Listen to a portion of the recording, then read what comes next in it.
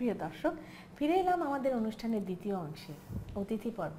হ্যাঁ, আজকে আমরা যাকে অতিথি হিসাবে পেয়েছি সে নতুন প্রজন্মের অভিনেত্রী ফারজানা ছবি। ছবি, তুমি আমাদের অনুষ্ঠানে এসছো, তোমাকে অনেক অনেক শুভেচ্ছা। আপনাকে অনেক শুভেচ্ছা এবং আমাদের যারা দর্শক আছেন, আমাদের দেখছেন, সবাইকে আমার পক্ষ থেকে শুভেচ্ছা জানাচ্ছি। তো ছবি, রান্নার অনুষ্ঠানে তো সম্পূর্ণ ভিন্ন আঙ্গিকে তুমি এসছো। তো তোমার এত গুণ, তুমি অভিনয় করছো, গান করছো, লেখালেখি করছো, রান্না কি করে দেখাবে আমাদের? গুণ বলা যাবে না, আসলে আমি নিজেকে কেবল অভিনয় শিল্পী হিসেবেই পরিচয় দিতে চাই। তো তুমি আজকে আমাদের জন্য কি রান্না করবে? আমি রান্না করব আমার খুব প্রিয় একটা খাবার। আচ্ছা, আমি খুব কাঁকড়া খেতে পছন্দ করি। আচ্ছা দর্শক, আমি আপনাদের জন্য কাঁকড়ার মালাইকারি রান্না করে দেখাতে চাই একটু ভিন্ন আঙ্গিকে। বাহ, তাহলে ছবি আমাদেরকে রান্না করে দেখাচ্ছে কাঁকড়ার মালাইকারি। প্রিয় দর্শক, কাঁকড়ার মালাইকারি শুরু করার আগে চলুন একটু দেখে আসি এটা রান্না করতে কি কি উপকরণ লাগে। কাঁকড়ার মালাইকারি তৈরি করতে আমাদের লাগবে কাঁকড়া 1 কেজি, সয়াবিন তেল আধা কাপ, আদা বাটা 2 টেবিল চামচ, রসুন বাটা 2 টেবিল চামচ, পেঁয়াজ বাটা 3 টেবিল চামচ, মরিচ গুঁড়ো 2 টেবিল চামচ, হলুদ গুঁড়ো 1 টেবিল চামচের 4 ভাগের 1 ভাগ, দারচিনি 2 টুকরো, এলাচ 3-4টি, তেজপাতা 2-3টি, নারকেলের দুধ 1 কাপ, সাদা গোলমরিচ গুঁড়ো আধা চা চামচ, চিনি আধা চা চামচ, আদা বাটা 1 চা চামচ, লেবুর রস 1 চা চামচ, কাঁচামরিচ 7-8টি, পেঁয়াজ বেরেস্তা সাজানোর জন্য, বাদাম কুচি সাজানোর জন্য এবং লবণ স্বাদ মতো।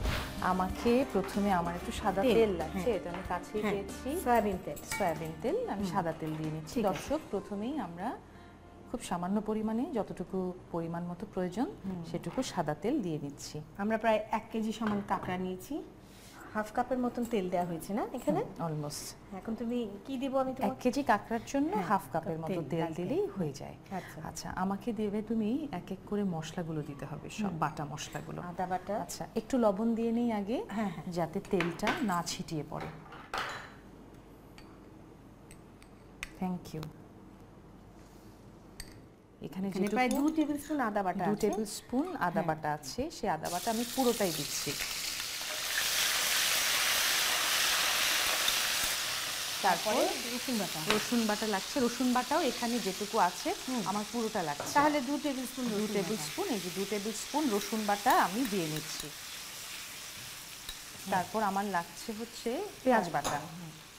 সবগুলো বাটা, সবগুলো মশলাই আমার বাটা প্রয়োজন হচ্ছে। ঝোলটা ঘন হবে, ঝোলটা একটু ঘন হবে। এখানে যেটুকু পেঁয়াজ বাটা আছে 3 টেবিল স্পুন আছে, আমি পুরোটা দিয়ে নিচ্ছি। আসলে আমার যেটা সবসময় আমি বলি এবং সবসময় মনে হয়, রান্না তো একটা কেমিস্ট্রি আসলে আছে, কি সব কিছুর একটা পরিমাণ মতো, একটা প্রপোর্শনের সংমিশ্রণই একটা ভালো খাবার ক্রিয়েশন হয়। একটা সুন্দর গান করতে গেলে যেমন 7টা সুর তোমাকে সুন্দরভাবে বেঁধে নিতে হবে, আসলেই তাই। সেরকম রান্নাও ইনগ্রেডিয়েন্টসগুলো যদি পরিমিতি বোধ নিয়ে তুমি দিতে পারো তাহলে একটা সুন্দর রান্নাই তৈরি হবে। আমি একটু গুঁড়ো মরিচ দিচ্ছি। হ্যাঁ, অল্প না, খুব। এটা আসলে আরেকটা ব্যাপার হচ্ছে যে ঝালের ব্যাপারটা এমন, আমরা কিন্তু বাঙালি ঝাল পছন্দ করি এবং সেটা নিজের স্বাদ মতোই আপনারা দিতে পারেন, বাড়িয়ে কমিয়ে নেওয়া যায়। একটু হলুদের গুঁড়ো দেব। হলুদ আমার কাছে, আমি কিন্তু রান্নায় একটু হলুদ কম দিতে পছন্দ করি এবং তার কারণ হচ্ছে কি, হলুদ রান্নার রংটাকে পাল্টে দেয়, তো নিজস্ব রংটাকে অন্যরকম করে ফেলে। আমি খুবই সামান্য একটু, আধা চা চামচের চেয়েও কম, 1/4 হবে, আমি হলুদ দিলাম। আর একটু দিতে পারি যেহেতু কাঁকড়ার পরিমাণ আমাদের বেশি আছে। এবার আমি গরম মশলাগুলো দিতে চাই আপা। এলাচ, দারচিনি আছে, একটু ভেঙে দিলে ভালো হয়। আচ্ছা, কটা দিব এলাচ? খুব বেশি না, খুব স্ট্রং ঘ্রাণ তো। তেজপাতা দিব? হ্যাঁ, তেজপাতা লাগবে 2 দিন। এখন আমি একটু পানি দিতে পারি সামান্য। আমার একটা অভ্যেস, আমি সবসময়, আমি ভীষণ পারফেকশনিস্ট। আচ্ছা, এবং সেটা রান্নার ক্ষেত্রে হোক, অভিনয়ের ক্ষেত্রে হোক, কিংবা লেখাপড়া বা জীবনের যে কোনো সেক্টরেই। তো আমি যখন রান্না করি, কখনো রেগুলার তো রান্না করা হয় না, সেটা আমাদের কারোই হয়ে ওঠে না এখন নাগরিক জীবনে, কিন্তু যেদিন একটু সময় পাই আমি যদি রান্না করি, আমি একেবারে একটানা রান্নাঘরে থাকি। আচ্ছা, এবার আমরা কাঁকড়াটা ছেড়ে দিতে পারি।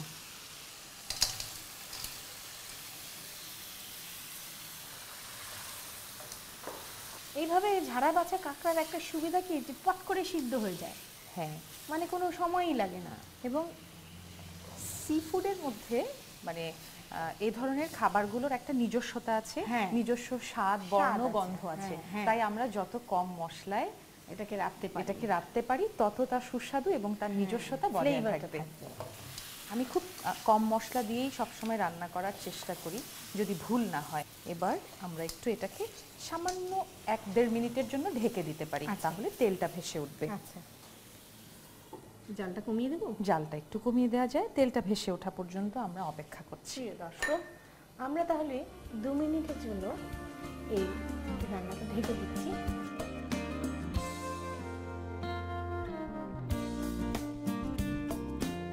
আমাদের 2 মিনিট হয়ে গেছে। আমাদের এখন 2 কাঁকড়া মিনিট। থেকে পানি বেরিয়ে গেছে, বেশ একটু তেল উঠেছে, তেল উঠেছে সুন্দর। রংটা কেমন হয়েছে বাহ, বলো তো? বাহ, শুধু রঙও, আমি গন্ধও পাচ্ছি অসাধারণ। এবার জাল বাড়িয়ে একটু আমরা জালটা বাড়িয়ে দিই। জালটা বাড়ালে একটু যখন একটু ভাজা ভাজা হয়ে আসবে, হ্যাঁ। তখন আমি নারকেলের দুধটা দেব। আচ্ছা, ঠিক আছে? কিন্তু একটা ব্যাপার আমার কাছে খুব অদ্ভুত মনে হয়, যখন আপনারা রাঁধেন তখন কিন্তু খুব দ্রুত হয়ে যায়, খুব ঝটপট করে করতে দেখি না, আমার রাঁধতে সময় লাগে।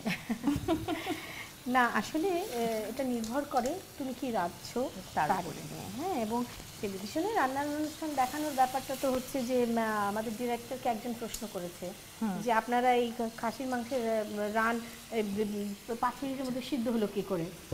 এখন আমার ডিরেক্টর চমৎকার একটা উত্তর দিয়েছে, দেবো? হ্যাঁ, পুরোটাই। আচ্ছা, উনি বলেছেন, কেন সিনেমা দেখতে যান যখন, তখন এই বাচ্চা হলো, পরের দিনই বড় হয়ে নেচে গান গাচ্ছে, সেটা যদি সম্ভব হয় খাসির রান একটা সিদ্ধতে।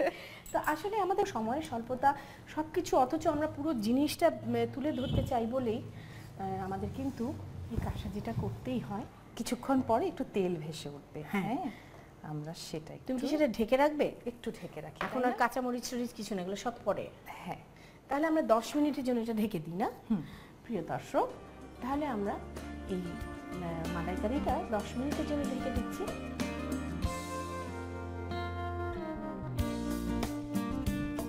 প্রিয় দর্শক, হয়ে গেল 10 মিনিট। আমরা দেখি আমাদের মালাইকারির কি অবস্থা। বাহ, একদম বেশ তেল এসছে এবং মানে কষানো কষানো একটা ব্যাপার। আর কাঁকড়া সিদ্ধ হতে তো বেশি সময় লাগে না যদি এরকম ঝাড়া বাছা থাকে। এবার দেব হচ্ছে আমি একটু গোলমরিচের গুঁড়ো। আচ্ছা। কেমন? সাদা গোলমরিচের গুঁড়ো। সাদা গোলমরিচের গুঁড়ো, অনেকটা স্বাদ মতো, একটু ঝাল ঝাল হওয়ার জন্য না? একটু ঝাল ঝাল হবার জন্য। এই হাফ ব্যাস। হ্যাঁ। টিস্পুনের মতো। হাফ টিস্পুনের মতো দিলাম। আচ্ছা। এবার আমি দেব একটু চিনি, সামান্য। হ্যাঁ, এটা একটু নেড়ে নেই। এবার আমি একটু বাদাম বাটাটা দিতে চাই। আচ্ছা, এখানে আমার কাছে দিয়ে দিব। হ্যাঁ, একটু।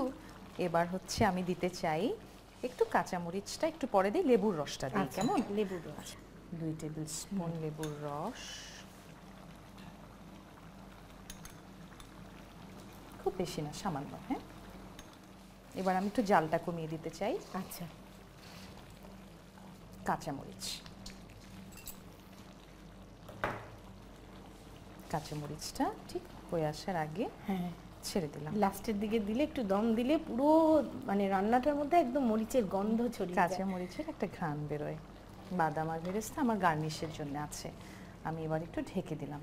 আচ্ছা আমার রান্না প্রায় শেষ, আর সামান্য খানিকটা বাকি আছে। আচ্ছা, এটাকে আরো 5 মিনিটের জন্য ঢেকে রাখবো।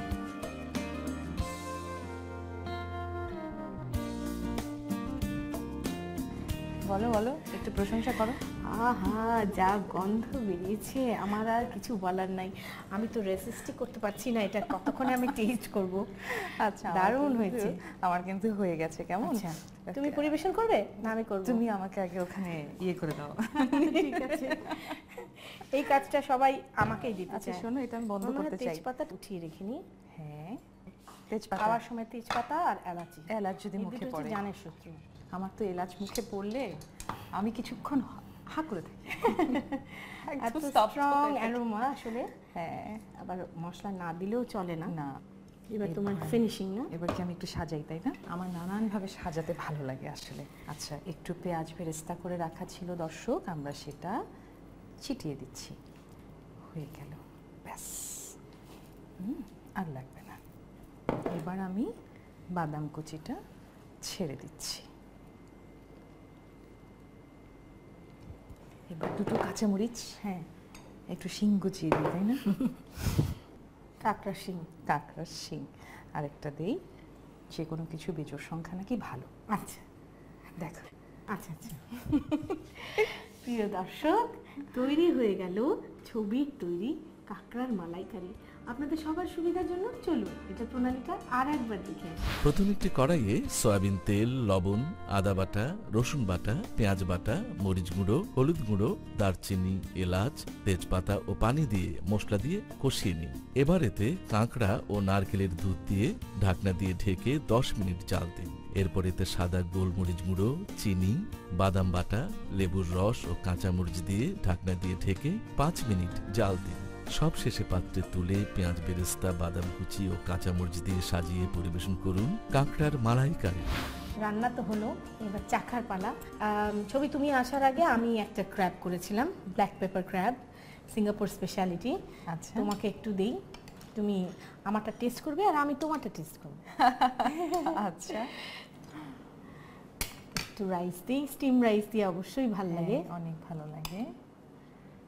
আর আমি রেজিস্ট করতে পারছি না, অনেকক্ষণ ধরে দেখেছি তো। না, খেয়ে দেখো। শুরু করছি। কেমন? প্রিয় দর্শক, আমার রান্নার অনুষ্ঠানে এসে ও আমাকেই রান্না শিখিয়ে গেল। সুগায়িকা, সুন্দরী, সুঅভিনেত্রী, সুরাধনী, অসাধারণ হয়েছে, পারফেক্ট টেস্ট হয়েছে। রান্নাটার ভিতরে না একটা মায়া আছে, সত্যি। তুমি যে মন দিয়ে রেঁধেছো এটা খেলেই বোঝা যায়।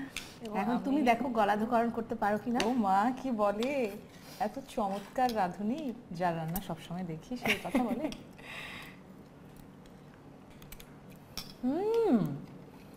তুমি বলছিলে না এটা থাই ফ্লেভার?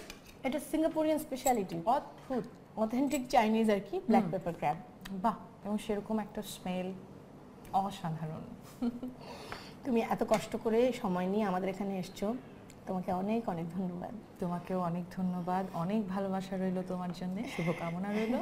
প্রিয় দর্শক, আপনাদের অনেক ধন্যবাদ, সেই সঙ্গে দেশ টিভিকেও অনেক ধন্যবাদ। ভালো থাকবেন সবাই, শুভকামনা থাকলো। প্রিয় দর্শক, দেখলেন তো কাঁকড়ার দুটি অসাধারণ প্রিপারেশন, অনায়াসে রান্না করতে পারেন।